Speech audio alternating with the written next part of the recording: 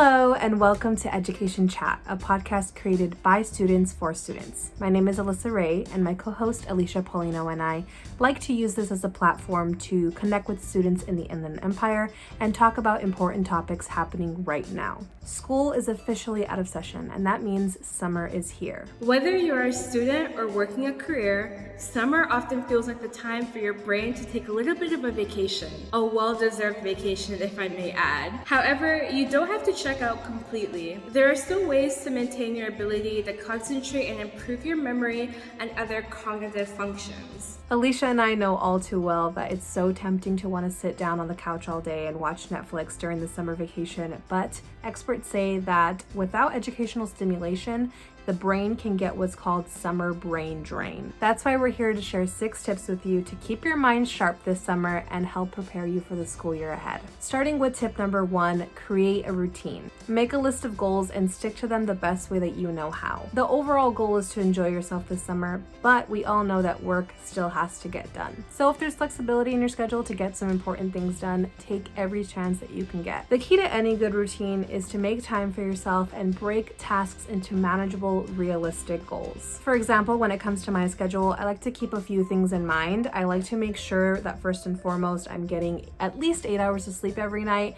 I can eat home cooked meals 2 to 3 times preferably. I'm able to work out. I'm able to keep my room nice and clean, nice and tidy, all while finding time to do some work, spend some time with family and loved ones, and have some me time. So there's a lot of things that I have to keep in mind in order to keep my schedule running smoothly, but that's why it's so important to write everything down to make sure that you're not forgetting the most important parts of your day and to highlight them to remind you that needs to get done. By trial and error, I've learned that my routine mostly works if I try to schedule it out like hour by hour what I'm going to be doing and allowing myself a little bit of room in between just in case I fall behind or I miss a step or something happens because life is crazy and it's not always predictable. So that's my best advice for creating a successful routine.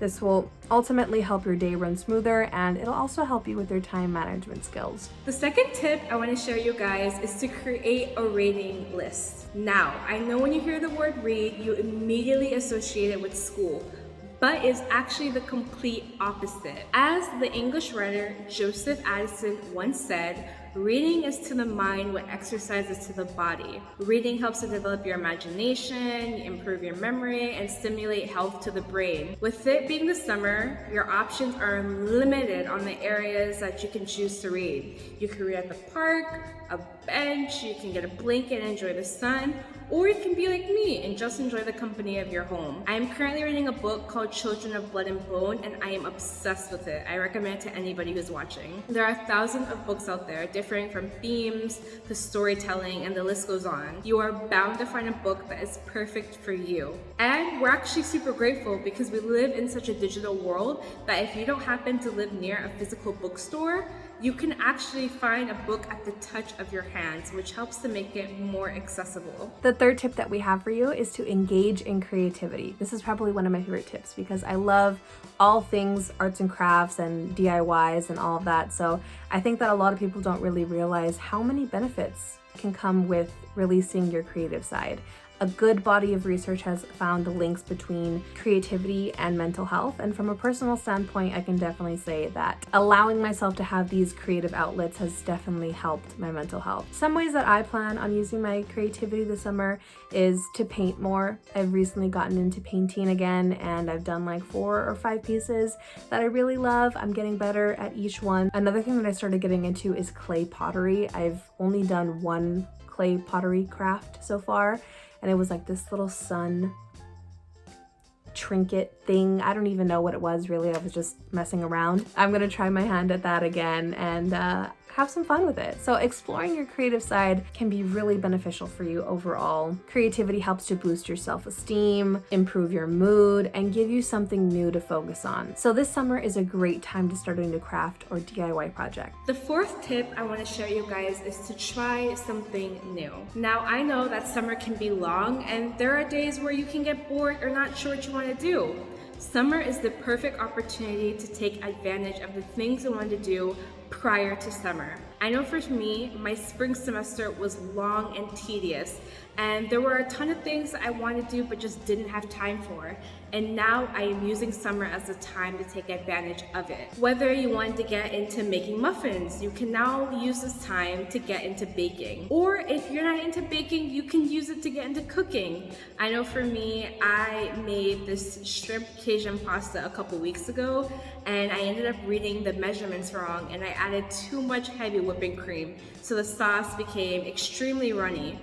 It wasn't appealing to the eye, but it was appealing to the stomach. It was really good, and even though it didn't turn out the way I wanted to, it was still something I was eager to try, and I'm happy I tried it to begin with. Some more examples of trying something new can be playing a sport, playing a musical instrument, learning to play checkers or chess, or literally any activity that interests you. Tip number 5 is to beat procrastination. It's human nature to put off what we should really be focusing on right now, and especially during summer break, it can be so easy to put personal goals and tasks, important things that you need to get done aside because you want to enjoy yourself, you want to kick back, relax, but let's not do that this summer. Don't get me wrong, at times I can be the queen of procrastination, but there's a little saying that I like to keep in mind whenever I feel like I want to procrastinate something. I think of this. It's better to do work little by little over multiple days than to cram it all into one marathon session. So regardless of your objective, whether it's learning a new language, trying to exercise every day, or doing something scary like applying to colleges, you'll be far more successful breaking the task down and getting it all done under pressure. And lastly, the 6th and final tip I want to share with everyone watching is to leave plenty of time for fun. At the end of the day, don't forget that this is a vacation. Allow yourself to relax and enjoy this time. So when you get back, you're more productive and focused. Take some time to explore your city, take in some culture, enjoy nature, whatever your heart desires. So to recap so that you don't forget all the tips that we shared with you today, number 1, make sure to create a routine to keep you on track with your goals. Number 2, pick up a few books, even if it's just a little light read. Anything is fine, just get your mind going and start reading something. Number 3, explore your creative side. Number 4, try something new. Get out of your comfort zone. And number 6, most importantly, leave plenty of time for fun. Alysha and I want to thank you so much for watching Education Chat. We hope that you have a wonderful, safe, happy, sun-kissed summer, and we will see you very soon. Bye.